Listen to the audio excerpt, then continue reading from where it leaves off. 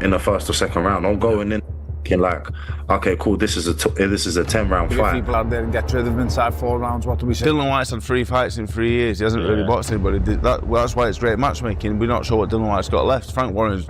When Moses Itauma says first or second round, it's not empty bravado. It's a calculated, data-driven prediction. He's done the homework, watched the tape, studied the angles, broken down the patterns. Dillian Whyte slows early. His feet grow heavy after the opening exchanges. His guard, once tight, loosens just enough for a sharp puncher to break through. That's the exact window. You can get guys out in the first and second round, then why not? Like, if anyone was to see how I train in camp, like for this fight, I've done 1 6-rounder, 2 6-rounders, sorry, 2 8-rounds, and the rest have been 10s. And I'm not prepared. Like I'm not preparing to fight Dillian Whyte for 1 or 2 rounds. Like I'm prepared to go for 10 rounds. If it goes that Moses is targeting 2, maybe 3 rounds at most before Whyte finds himself staring up at the lights in Riyadh. And when you consider the intensity of Moses's camp, his confidence makes sense. He's primed to pounce from the opening bell. This isn't a reckless young fighter charging forward without a plan. In the first and second round, then why not? Like, if anyone was to see how I train in camp, like for this fight, I've done 1 6-rounder, 2 6-rounders, sorry, 2 8-rounds, and the rest have been 10s. His team has built a meticulous strategy. Applies suffocating pressure while staying ready to unleash explosive bursts that can end the fight in an instant. Whyte's biggest flaw isn't just physical, it's psychological. Once fast, clean combinations start landing, his reactions become predictable. Under pressure, he retreats in straight lines. His guard split. People saying he's a 1-round job for a 20-year-old kid is just, I think, is disrespectful. And I think he'll take it that way as well. And I think we'll see him in really good shape. We put too much pressure on.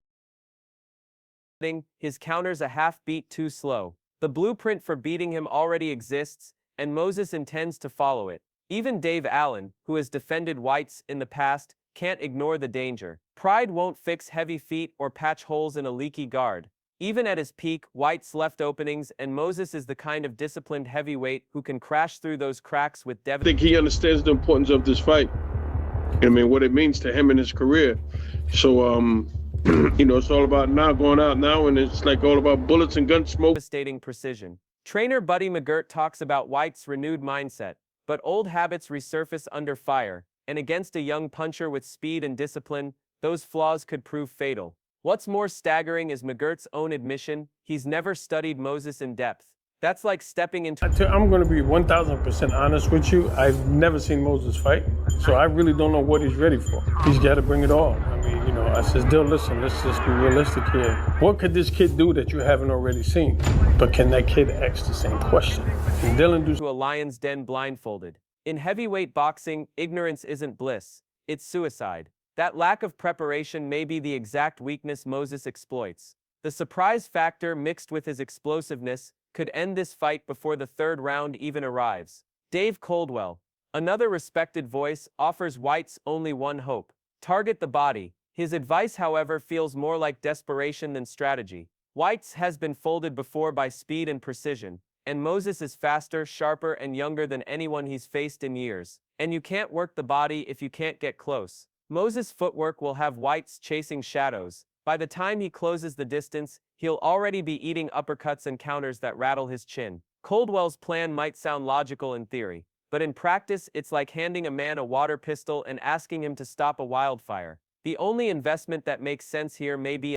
It's a very difficult fight for him. You know, he can't afford to bite on Itauma's triggers and feints. He's got to land something early to get some respect off of Moses as well. And it's called the body snatcher. I think he's got to dig that body. He's got to try and take away the sharpness from Itauma. In Whyte's hospital bills.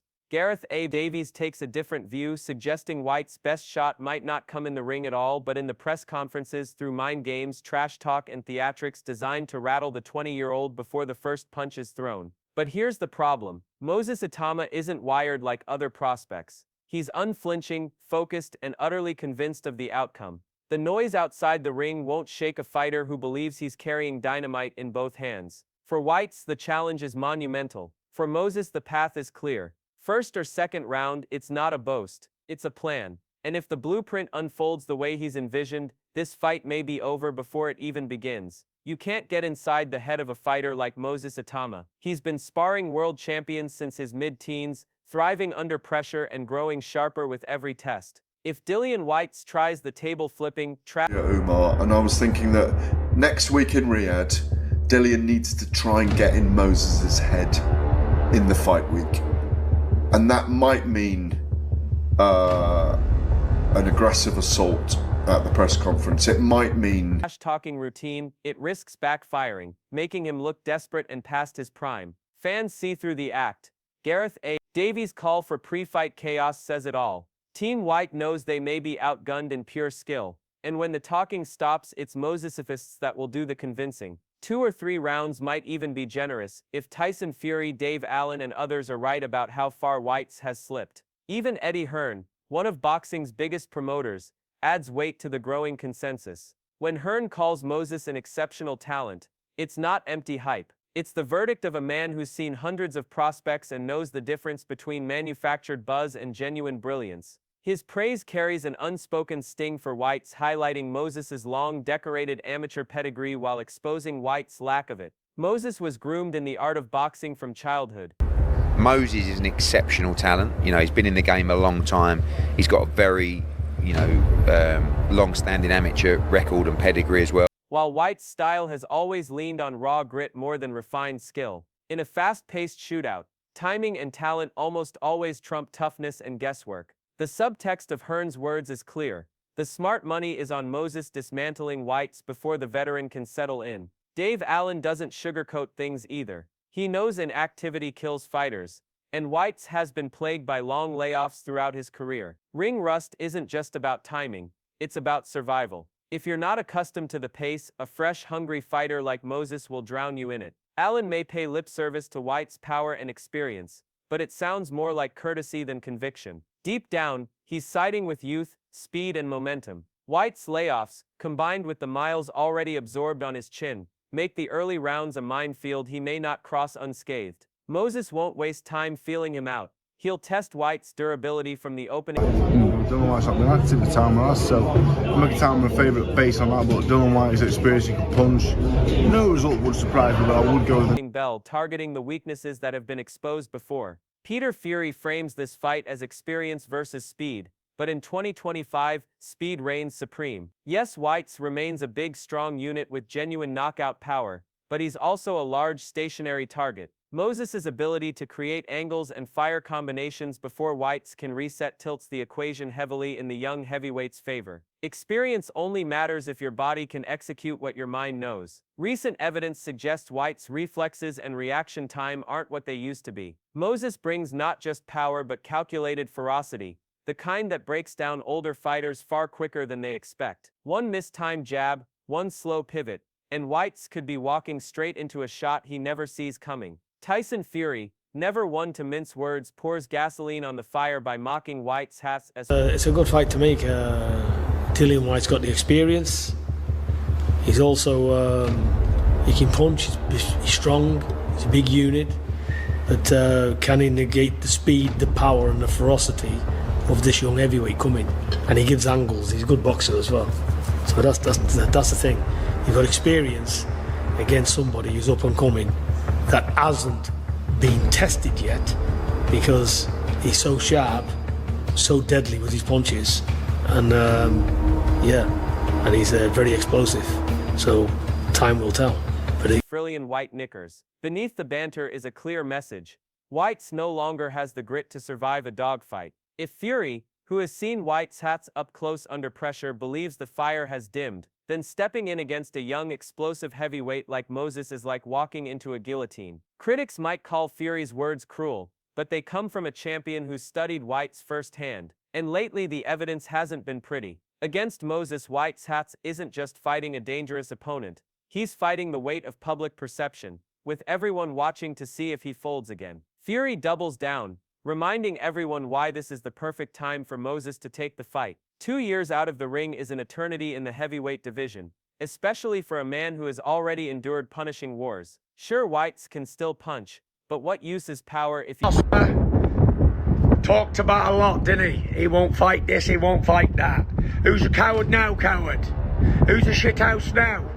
You can't land before being lit up yourself. The Dillian Whyte hats of old, fresher, hungrier, more durable doesn't exist anymore. Not across 12 grueling rounds, and certainly not against the blistering pace Moses will impose early. Anthony Joshua, another heavyweight voice that carries serious weight, doesn't hand out compliments lightly. When he calls Moses phenomenal, it's from first-hand experience. He's felt the speed, timing, and power in sparring, and continues to study Moses to gauge his ceiling. Joshua also highlights the unity within Moses' camp, contrasting it with Whyte's history of chopping and changing trainers. In Joshua's eyes, discipline and cohesion could be the deciding factor in whether Moses' style takes over quickly. Even pundits like Itauma admit the truth: for Whyte's to win, he'd have to turn back the clock. The problem is, time doesn't rewind in boxing, it only accelerates the decline. Against a 20-year-old predator like Moses Itauma, that reality may arrive.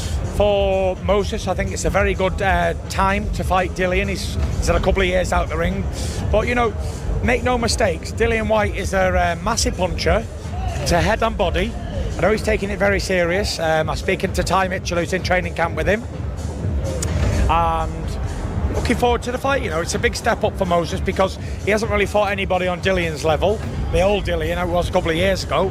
It's going to be interesting to see how much... Brutally and early. Tyson Fury's words may sound cruel, but they come from someone who has seen Dillian Whyte up close under pressure, and lately the results haven't been pretty. Against Moses Itauma, Whyte won't just be facing a skilled young opponent, he'll be battling the weight of public perception, with everyone waiting to see if he folds again. Fury doubles down, insisting this is the perfect time for Moses to take the fight. 2 years out of the ring is a lifetime in the heavyweight division, especially for a fighter who's endured as many wars as Whyte. Yes, he can still punch, but what good is power if you can't get close enough to land before getting lit up? The Whyte of old, fresher, hungrier, more durable doesn't exist anymore. Not over 12 grueling rounds, and certainly not against the blistering pace Moses plans to unleash early. Anthony Joshua, a man whose words carry serious weight, doesn't hand out compliments lightly. When he...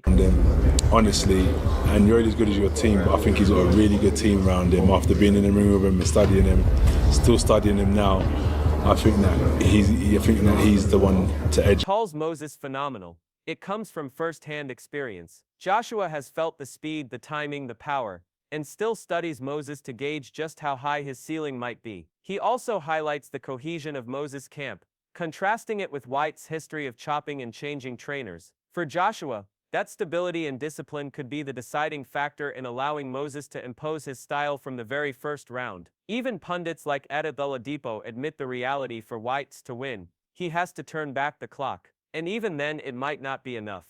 The only version of Whyte with a chance is the raw, fearless brawler from years past, but Moses has grown up studying that chaos. He knows how to stay composed, while the other man burns energy on aggression and antics. When your best path to victory lies outside the ring, you're already fighting from behind. When the bell rings in Riyadh, it won't just be Moses Itauma and Dillian Whyte trading punches. It will be youth versus age. You need to almost see the old school Dillian Whyte who, you know, wasn't afraid of anyone, would put it on anyone, because Moses is still only 20. And I almost feel like if Dillian needs a path to victory, it might start from outside the ring first, and then we'll see.